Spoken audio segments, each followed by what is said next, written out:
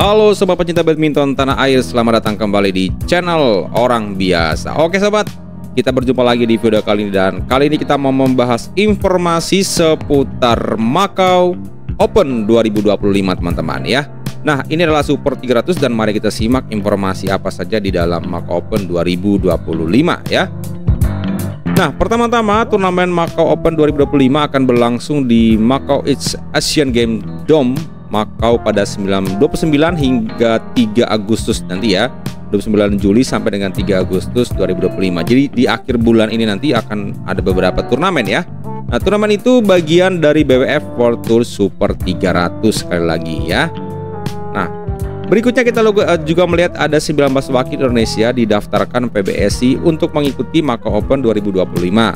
Dari 19 nama yang dikirim, tentu yang paling menarik kehadiran ganda putra ya, yang baru teman-teman ya. Nicolas Joaquin ya, orang Spanyol ya. Raymond Indra yang segera debut di turnamen BWF World Tour. Mudah-mudahan ini menjadi apa ya, harapan baru lah, karena ini adalah anak-anak pemain muda ya. Oke, kita lihat informasi apa lagi berikutnya, yaitu ganda putra Indonesia itu ya, yang Joaquin dan siapa tadi ya, saya lupa. Ganda putra Indonesia ini sebelumnya kerap berkompetisi di level junior ya. Tentu saja mereka kan masih pemain junior ya. Dalam masa transisi ke senior, mereka menyabet sejumlah gelar seperti Singapura Internasional, Luxembourg Open ya, dan Denmark Challenge 2025 ya. Mudah-mudahan teman-teman ya, dengan prestasi ini tentu menjadi modal bagus bagi Joaquin ya, Raymond. Terlebih keduanya dilatih oleh Syarif Yusuf ya, pelatih yang dikenal mengorbitkan Kevin Sanjaya Sukamulyo, Marcus Fernaldi Gideon, serta Grecia Poli Apriani Rahayu teman-teman. Jadi sebelum dipegang oleh coach Naga Api ya, atau coach seri IP, Kevin dan Marcus itu dipasangkan oleh Syarif Yusuf teman-teman. Jadi mudah-mudahan ini merupakan senjata baru bagi badminton Indonesia, khususnya sektor ganda putra ya. Nah, sekarang mari kita lihat wakil merah putih pada ajang Macau Open Badminton 2025. Dari sektor tunggal putra teman-teman ya, ada Jonathan Christie. Wow, Jonathan Christie turun di level Super 300 ya. Pertanda apakah ini? Apakah mungkin badminton Indonesia sedang mengalami penurunan level ya? Nah, nanti kita atau kalian boleh berpendapat di kolom komentar. Ada Alwi Farhan juga ya. Kemudian ada Ciko Aradiwardoyo dan juga ada Muhammad Zaki Ubaidillah teman-teman ya. Tentu saja ini merupakan kesempatan bagus ya, khususnya bagi Muhammad Zaki Ubaidillah ya, atau Ubed ya yang kalian sering bilang. Nah, ini sebagai kesempatan untuk mendapatkan poin sebanyak-banyaknya untuk memperbaiki peringkat sehingga nanti bisa turun di level-level yang lebih tinggi lagi teman-teman.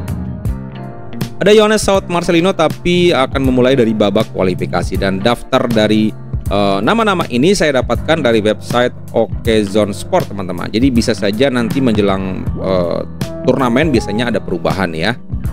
Oke, kita lihat berikutnya dari sektor tunggal putri ada Esther Nurmitri Wardoyo, kemudian Komang Ayu ya, kemudian ada juga Nika Dinda Pratiwi ya.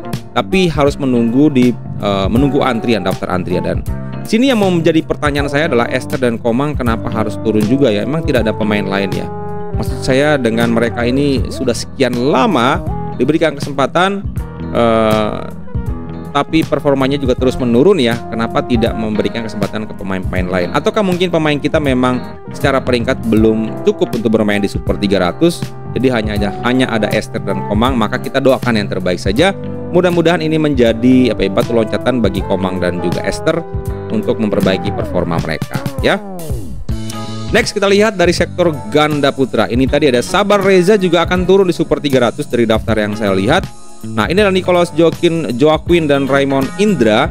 Ini disebut-sebut sebagai apa ya? Mudah-mudahan sebagai senjata baru dari ganda putra kita ya. Ada juga Yeremia dan juga Rahmat akan turun. Dan juga ada Daniel Edgar Marvino Muhputra Erwiansyah teman-teman. Jadi ada 4 di ganda putra ya. Kita bergeser ke ganda putri, ada Rahel Alicia Ros, Melissa Trias Puspitasari dan juga Apriani Rahayu Febistianingrum ya. Yang notabene mereka ditarik dari ajang Japan Open dan juga China Open dengan alasan performa mereka selama belum sesuai dengan target. maka diturunkan di level Super 300 supaya memperbaiki peringkat atau juga meningkatkan performa mereka. Mudah-mudahan itu terjadi di ajang Macau Open Badminton 2025 ini ya. Terakhir ganda campuran ada Rehan Gloria juga harus turun di Super 300. Astaga. Amrisa Nabil Dinta Violina, juga ada lagi Adnan dan juga Indah. Ini sama juga ditarik dari Japan dan juga China Open ya, dan diturunkan di level Super 300. Sekali lagi mudah-mudahan ini adalah memang langkah PBSI untuk memperbaiki performa, memperbaiki peringkat para pemain kita, sehingga nanti di level yang ke atas nanti bisa lebih berprestasi lagi teman-teman. So teman-teman, tidak lengkap kalau saya tidak bertanya. Dan satu lagi sorry ya, di sini ada Bobby dan juga Melati akan turun juga di Macau Open. Nah, tidak lengkap kalau tidak ada pertanyaan. Biasanya saya akan bertanya di akhir video ini ya.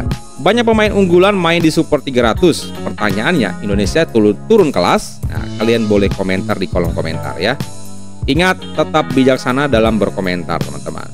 Pertanyaan kedua, seberapa besar peluang pemain kita yang dikirim pada Macau Open 2025?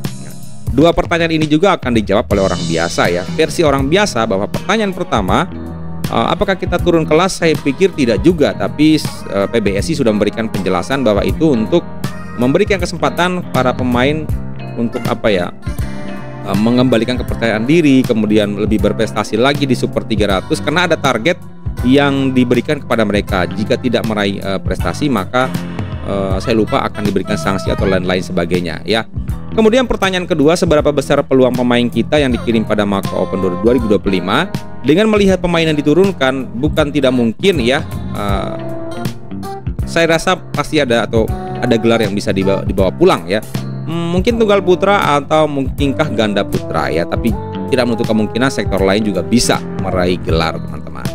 Itu dua pertanyaan dan dijawab versi orang biasa. Kalau versi kalian seperti apa? Boleh ketik di kolom komentar. Sobat, terima kasih update informasi singkat dari Macau Open 2025. Mohon maaf jika dalam penyampaian saya ada hal yang kurang berkenan karena kalian sedang berada di channel orang biasa. Bukan pengamat tapi penikmat badminton. Bye-bye.